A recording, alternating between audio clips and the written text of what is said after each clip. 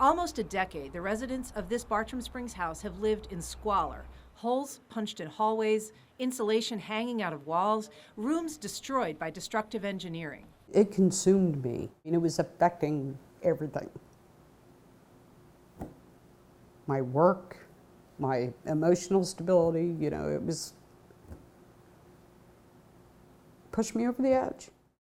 Aside from the emotional costs, the financial toll of years of litigation is visible everywhere. I put it this way, this was their dream home.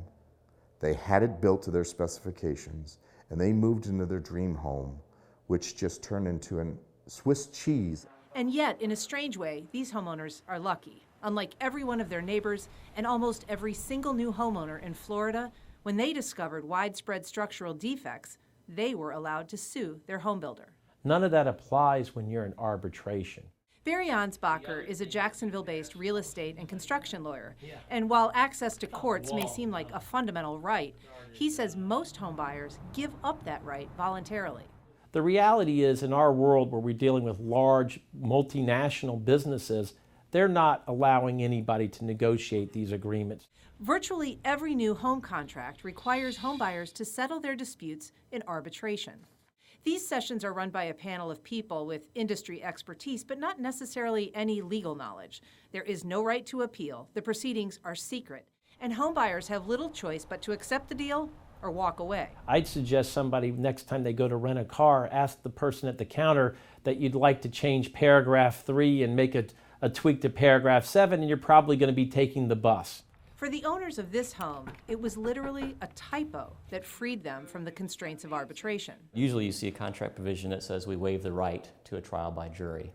Well, in this case, the contract said we waive the right to waive the right to a trial by jury.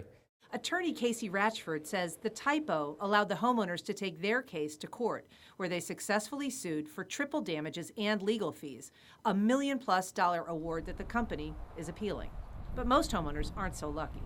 Ron Woods has been a licensed professional engineer in Jacksonville for 35 years, and he says he's never seen a homeowner recoup the full cost of a construction defect repair.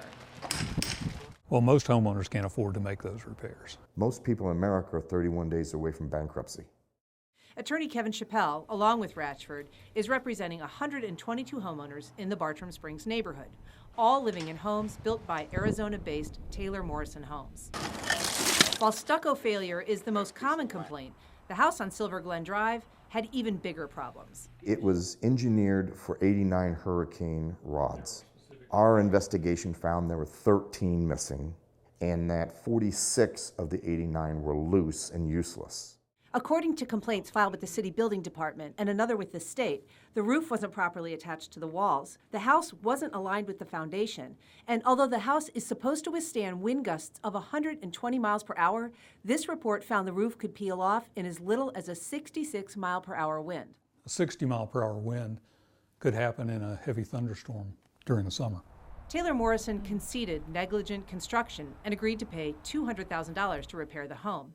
But the case didn't end there. A judge awarded an additional $1.16 million after homeowners proved what happened wasn't just a mistake, but a violation of Florida law.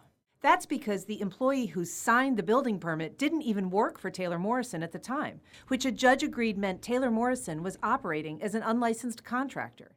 Taylor Morrison disputes that and has appealed, but Carol Ecos, who has been living with this for more than 10 years, blames the company for creating endless legal delays. How is that? I mean, the small guy gets screwed, but this company with billions of dollars is allowed to keep pushing it back and basically driving you into bankruptcy.